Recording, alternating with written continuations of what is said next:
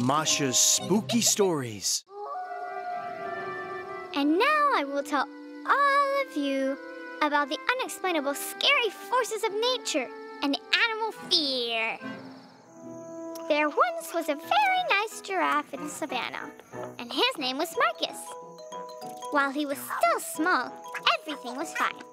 But with time, when he grew up and became almost as big and strong as a palm tree, his dad came to him and said, "Wow, how you have grown. You're already so big. Soon you'll be able to reach the sparrows." The giraffe looked up and wondered, where were there sparrows? And then he looked down. Oh, it really does make one's head spin. Look how high I am. I hadn't really paid attention to it until right now. On the ground, bugs running around just like little germs, and I didn't see them at all. Oh, Mom, my stomach doesn't feel really good right now. Oh, heavens! He lost his breath away, his legs buckled. The giraffe's heart sank to its stomach, or it slid to its heel hoof, and it was barely beating. Even the spots on the giraffe seemed to get pale and pale and pale, and also followed the heart. Someone help me! Well, in general, Marcus was so scared of heights that he bent his head close to the ground and began to walk that way. Not like giraffes, but all bow-legged. When the ostriches saw this strange animal, they got frightened and put their heads in the sand. The gophers laughed, and the gazelles got so stunned that they froze into place. Walking with his head all the way down, almost hitting the ground, Marcus became used to it. Whether it was a long time or a short one, he traveled across the savannah like cuttlefish till the evening came. And the sun was getting so low that it was already not visible to his eyes. And how could he see it now? The grass was so tall all around that the giraffe was afraid to lift his neck, and neither his father nor his mother was anywhere to be seen. Hello! Silence. Mommy! It was so quiet. Daddy! Not a sound. Oh, what should I do? Where to sleep now? Wept the giraffe. But only hungry hyenas appeared laughing around, and ferocious predators approached, growling. The giraffe finally understood he needed to be saved. He ran all bow-legged through the tall grass, and all the ferocious predators were getting closer and closer to their prey. They were almost above his head, clicking their fangs. The giraffe didn't wait and buried its head in the sand with fear, like an ostrich. Oh, how do ostriches breathe in here? The sand is getting in my nose. What do I do? In general, while the predators were thinking from which side to attack Marcus, though he was a giraffe, suddenly realized that he was close to the end. What was going to happen? So I'd die here, bow-legged in these conditions? Nonsense! I am a giraffe, and a giraffe I'll stay, with my head held high. He straightened it and immediately saw his parents. And then he looked down on the predators. Oh, so small. The predators looked up at Marcus. Wow, he was so huge and tall.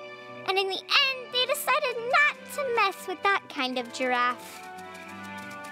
And what do you know? Then Marcus's fear of heights disappeared at once. And now I will tell all of you, if you are scared of heights, just hold tighter so you don't fall.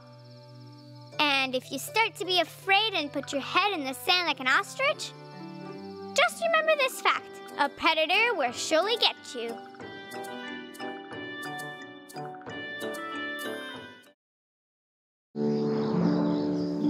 Every child loves to tell amazing spooky stories. And I'm one of them. But all these stories are, how can I say, amazingly fake. But today I will tell you a horrible, spooky true story. This is about a boy who was so afraid to be so little. So here it goes. Once upon a time, in a kingdom 139 lands away, lived a tiny little prince. No, here I'm telling another fairy tale. This time I want to tell a real true story.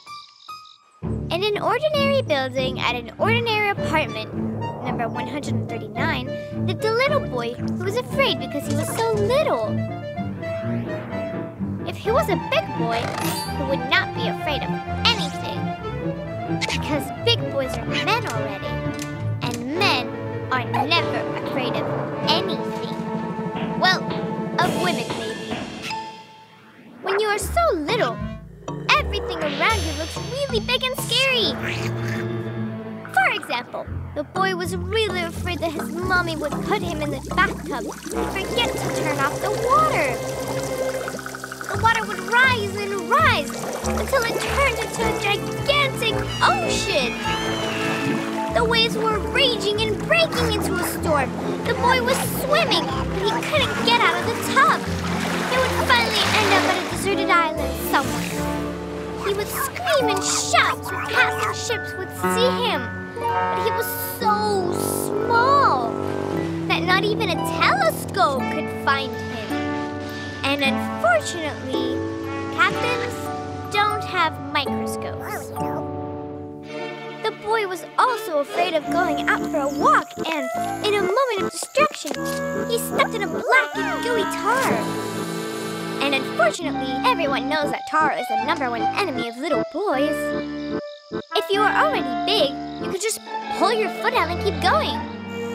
But little boys aren't strong enough to step out, or getting out of their shoes, because moms tie the shoelaces really tight. What if a roller truck comes? He was also afraid of riding the elevator alone, because he couldn't reach the button to his floor. He could only reach the second floor. Then he would have to take the stairs. The stairs are big and long, and he lives at the top floor. It would take him the longest time to get there, maybe a whole year. By the time he gets home, he would be an old man. And what if he gets sick with a sore throat, and the only thing that could soothe it was strawberry jam? He would go to the kitchen and would try to open the refrigerator door. But it is just so big and heavy that he would need to sit on the floor and wait. He would probably die before getting the most needed strawberry jam. Or something even worse. He would finally get it open, but the jam jar would fall on top of him. The scariest thing of all is that when you're small, your parents would never get you an adult bike. Just imagine something else, having to ride your tricycle until you get married. Overall, it was very scary to be a little boy. Up to that moment, when he saw a small kitten on the street. It was extra tiny. A dog was chasing after it, and the kitten climbed up a tree to escape. So the boy got a stick and chased off the dog. He got the kitten and brought it home to live with him. At home, he poured the kitten some milk and put it to bed. Then he realized that being little wasn't that terrible. Especially when you have someone big and caring next to you. Now the kitten has the boy. And the boy has Mommy and Daddy, who pray him when they found out he had saved the kitten. And the boy grew up and became quite big.